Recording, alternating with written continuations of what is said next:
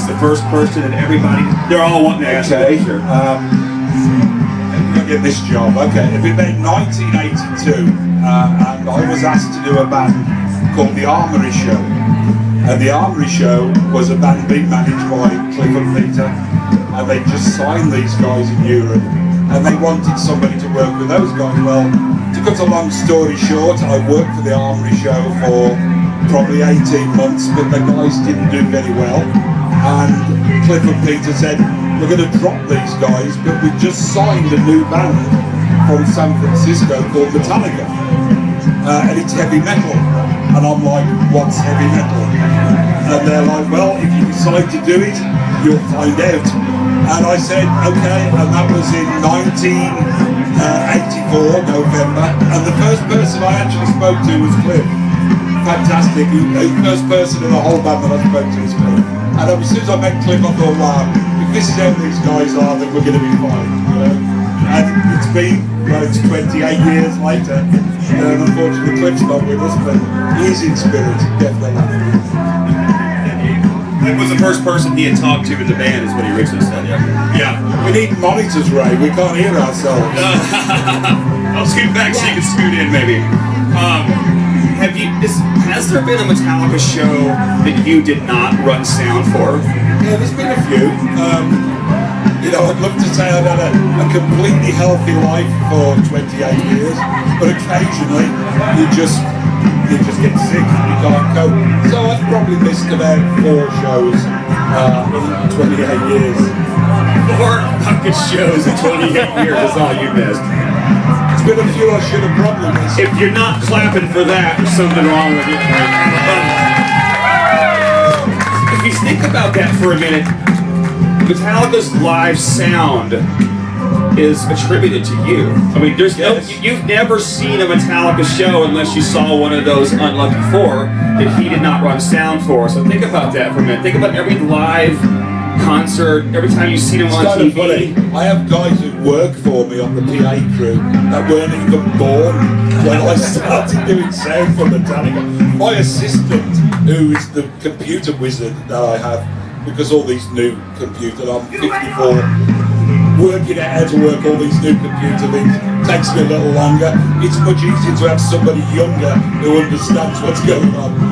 He's 30 years old, so when I started with Metallica, he was 2. And they keep reminding me of this, and I'm like, shit. You've got guitar picks that have done more gigs than that. Yeah, actually, I got older itineraries.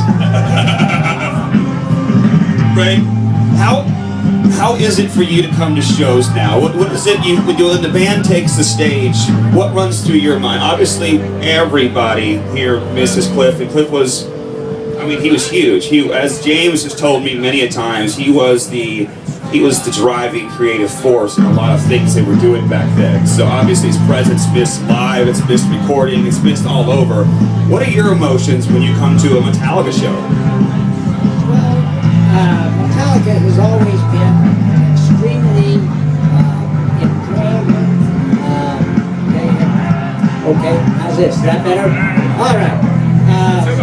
Yeah. But they are always have been entertaining. From the very first time that I saw them appear at the what was the little store or club in San Francisco? The Stone, yeah. The Stone, that's it. And they have never been anything but extremely entertaining. Their music, one of the things that I liked about them is they are, and always have been, precise. They have been, when it comes to other heavy metal bands, they just don't have that certain beat, preciseness, or whatever you want to call it, which adds to the entertainment of it. And then, of course, James, I think he's just an absolute natural cheerleader. And I just, they've always been enjoyable to me. And as Cliff once said one time, I said something about not seeing a second performance at the Kabuki Theater in San Francisco, and his mother and his grandmother and I went to see it, and Bill Graham, who promoted the thing, asked them because of Kabuki, nobody was going to be there the next night. He says, "Can you guys perform Friday night?" And so they said, "Yeah." Well, I saw them one night, and it lasted for a while. So, anyway, when Cliff got home from that, the next Sunday, when he came home, I apologized to him for not going to see the second performance with his mother. And Cliff put his hand on my shoulder and he says, "That's all right, Dad. I know the kind of music you like." So anyway. I get a lot of people that come to me, and you get over the years you get some complainers over the things we've done, the different albums, the different ballads, whatever you didn't fucking like out there, right? And I get a lot of people that come to me, and I know that Mick will agree with me on this. Everybody says that, oh, if Cliff was around, they wouldn't have done the Black Album, they never would have done a video, they never would have done this. Cliff was the most creative one of all of them. He was the one actually who pushed them to do ballads. The power ballad kind of thing, the Fade to Blacks, instrumentals, just having songs that had no vocals whatsoever, was actually Cliff Burton's idea. So he was probably, in my opinion, he was, far ahead of his time. He was always looking way further down the road, and people were going to be doing... No. Cliff was, his spirit was the music. You've got to understand, Cliff didn't plan anything down the way. Cliff just played what he played, didn't he? He used to have this little Rockman thing that he used to plug a guitar into. I fixed that thing so many fucking times. I hate those things. Because he'd get on his bed in the hotel, get his headphones on, and he always played guitar, not bass, when he was jumping up and down. And he'd jump up and down until the shit just went everywhere. And then, when he got bored with that, then he had these Japanese throwing stars. And he'd sit in his room and throw them in the wall. And I don't know if even you know this, right? Never heard that one before. The amount of damage done to hotels around the world is pretty bizarre. And he'd throw them in the door. He'd go in there, there'd be all these holes in the door. You're in a hotel, he's got Japanese throwing stuff. And Cliff played from the heart. When he played, he just played a note. It wasn't planned, it wasn't like, oh, I need to do that. He just felt it. He knew which way to go for some reason. And that was his talent, is he felt the music. And hence, a lot of the good Metallica songs are written by Cliff. Not to be too detrimental to the other guys. Yeah, you can obviously tell by watching him, he was so into what he was doing. He was having the most fun up there than the other guys. Oh, by far. He didn't know the other guys were there. Seriously though, he got his head down with that Morley wah pedal that would dominate any show. The second he stood on that thing, it got so loud, you wouldn't even begin to imagine. He could be louder than the entire band just from the stage with that Morley pedal. And it's like when we lost Cliff, talking to James was like, how can I perform without looking over and seeing that man there? Because it was Cliff. Cliff was the guy. We all looked to Cliff. Cliff was a little older than the rest of the guys. He wasn't as old as I was, but he was still the oldest guy in the band. They all looked to him. He was like the guy who made the decision, Pretty bizarre at those times in the early years, It's very bizarre. A lot of the band members' roles have all changed over the years. They've all evolved into what everybody calls Lars the boss, and James is the creative one. They've all evolved into things and had to step up and do different roles because Cliff's no longer with us. He's no longer. Cliff used to be all of those things. Absolutely. Cliff was the boss applesauce, as we say in America. You know what I mean? He was the boss of the band. He was running shit. You know what I mean? They butted heads a lot, obviously, over creative stuff, but everything else too. Cartons of milk and you name it. He was the boss. He was the man.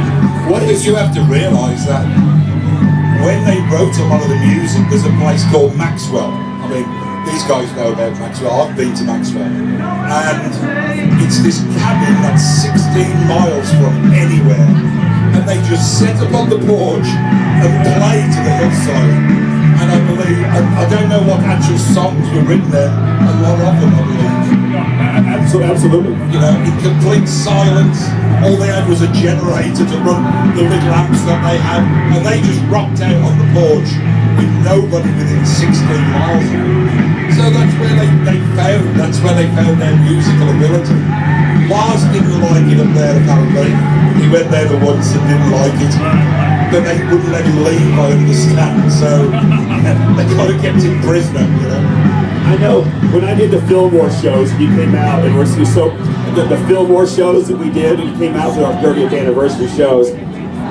Thank you. We had a museum set up there, and we brought the last bass that Cliff played. I did not bring it here today. But if you guys all behave, maybe I can bring it next year. So please try to be good tonight. But that, I know for a fact that is Lars Ulrich's most prized possession that he's ever had. What is your most prized possession that belonged to your son Cliff? I'm hitting you with tough questions all night. To me, the most prized possession of Cliff is the wonderful memories that I have with my son. I don't know if I've ever said it to very many of you people, but Cliff was what I considered, his mother considered, an ideal son. He never gave his mother and me any kind of problem. He wanted to play the bass guitar. He knew what he wanted to do when he was 13, and by God, he went out and did it. And he practiced. He never had to say a friggin' thing to him about practice. He knew what he wanted. Come on! That's awesome. And he felt that, and I've told this to people, he felt that he was never arrogant about it, but he knew he had enough talent that if success didn't come to him and Metallica, that he was a good enough basis to become a studio musician. And a person really has to realize their talent, to have that attitude at the age of, I think at that time he was probably about 19 when he said that to his mother. He just asked him, well, support me for 5 years, and if it doesn't work out, then it won't work out. But I know I can be a studio musician, and that's pretty goddamn good. That's very good. So he had a 5-year deal with your son. Make or break 5 years. That's awesome. That's what he felt. Took 5 years, and you know, if for 5 years, there's no question that he would have been on his own. He'd have been okay, I'm sure. Yeah, I believe he would have. I know there's several fans here that want to ask some questions as well, so I don't want to hog it all up and make it just a